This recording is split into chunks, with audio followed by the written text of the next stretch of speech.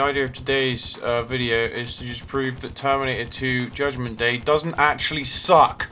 It's a great game if you fucking play it properly. Okay, so has a great opening sequence, and okay, now we're into the game. This is basically the first level with that cock and balls fucking review you saw of that guy just running around doing fucking nothing for the whole game. Whereas if you actually went inside and actually moved around a bit and just found some weapons and shit, like the fucking brief tells you if you press start. So now I'm just basically you have a punch which starts you off, and you have to go and search for weapons, and you have these little box things in the corner there which the computers target rather nicely. They're basically future objects, and they're like a secondary objective to missions where you have to destroy a certain amount of those and do like a side objective before you can move on to the next area. So now I've picked up a handgun by killing that guy, which that guy didn't do either. It's fucking incompetence if you don't know what to do on this game. Just sit down and play it for more than like 5 minutes and you'll enjoy it. Okay, so you have to break through those crate things to I guess just kind of pick them up. I don't know. And you have these guys on motorbikes which do fucking wheelies at you, which is just ridiculous. Whereas if you shoot them, they blow up and die and they don't do anything. So here's number 2. And basically that's it. So I've achieved the I've managed to get the future object. Now I have to go and find out the location of John Connor, which is quite simple. All you have to do is go in the fucking phone box, not that one. Okay, so now I'm at the phone box. I found the residential address of John Connor. So basically it'll tell me in a second that I've finished that level now, and I can now go on to the next level, which is the Connor house. But before that, you have to ride a motorbike to a certain place. So we have to travel to the Connor's house now on the back of a motorbike. And I've heard people whinging about this. Oh, I don't know what to fucking do or what to do. It tells you where to go if you look at the compass in the top corner. Follow the fucking arrows. It's not rocket science. Okay, so if you press S, you can gradually accelerate. If you hold down A, you have a turbo. You have bikers chasing you, so you're not on your own. C is brake. I think once you get near to where you're supposed to be going or on the same road, this autopilot kind of takes over and puts you where you're supposed to be going. So now I've arrived and parked up, and now I'm at the Connor's house.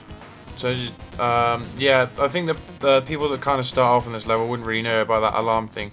But if you shoot the alarm, then you won't get attacked by the T-1000 or any other stuff that comes after you, like police officers and stuff. Okay, so I'm basically just going to show you where all the things are you need to collect. Okay, there's the answer phone. We need to check the message to see where John is. So now we're in the garage, which is where the second of the future objects is. So now it tells us there's still one left, so we have to go and find that. I know it looks a bit confusing. Once you actually play the game, it's not so bad. And the good thing about this game is it actually follows the storyline of the film. So you kind of go to the locations in the right order, and they're kind of the same settings actually, which is kind of cool. So now we're going around searching for the ID of John Connor. I've managed to find it. Another cool thing is it keeps you guessing as well, because it could be in like one of 2 places. It could be hidden in the drawers in there, and the drawers in one of the other rooms too. And also that happens on one of the later levels where you have to go and rescue Sarah Connor from the mental institution. She could be in loads of different places depending on when you're playing it, which is quite cool. Okay, so now I've managed to obtain all of the objects from the house. Now I can leave. The only point I will say is he walks so fucking slowly, so it takes ages to get somewhere, but once you actually get there, you're okay. So I finished that level. So now we're going back on the motorbike to go somewhere else now. So pretty much the same principle again. Follow the compass to wherever you're going. Okay, point granted, it is a bit stupid when you you can blow up cars with a motorbike. Anyway, I'm going to skip this and go to where we're supposed to be going. Okay, so here we go, arriving at where we're supposed to be now, the Galleria, which is kind of like a shopping mall, I guess.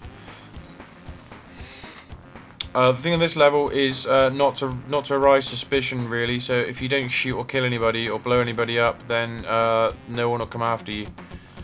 There is an alternate route to the T1000 to stop the T1000 chasing you, but later in the level. But I chose to go the way which he does chase you, so you get an idea of what it's like. Okay, so here's the first of my future objects. I'm not really. I'm waiting for the civilian here to clear off before I shoot it, so he doesn't get blown up. Another cool thing is the stuff you shoot blows up, unlike most Genesis games. So now I'm in the flower shop, which is, if you go out to the main area, which you'll find there's one in there. Now I'm going to head off and just pinpoint the locations of a few of the other ones. There's one upstairs there you can see. Bearing in mind I haven't got all of the future objects on this level. I've just done 4 of the 5. There's actually another one upstairs. Okay, so having got the objects, I've now gone into the gun shop, from which you can obtain an M16. If you shoot the right places, there's a security guard standing in front of where I want to shoot at the moment. So there's the M16. So I got that now, and there we go. There's some ammo to go with that. So now we'll leave there.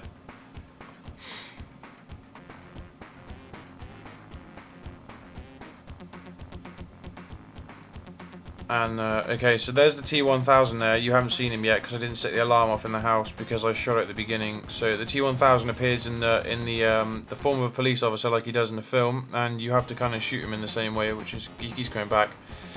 He's quite well represented in the film, I think, which is quite cool.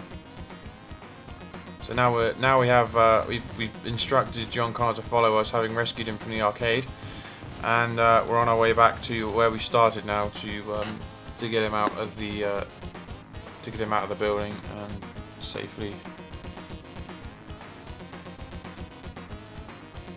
out of the building, so we can go and rescue Sarah Connor from the mental institute, which I haven't covered in this review.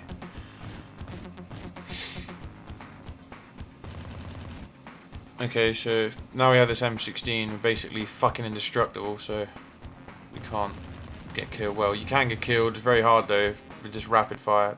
Okay, so there's the. Okay, so that's basically a few of the reasons why I thought that Terminator 2 Judgment Day didn't suck really. I think that review was absolutely terrible, and I just think the game's great. If you actually play it, then it's a great game. That guy clearly didn't play it and didn't go where he's supposed to be going. So I think if you sit down and play it for more than 5 fucking minutes, then it's probably it is a good game. Give and take a few things, like the motorbike driving is terrible, but if you stick to the compass, you can get there. And walking in front of police with guns is quite strange as well, and they're not doing anything. But besides that, great game.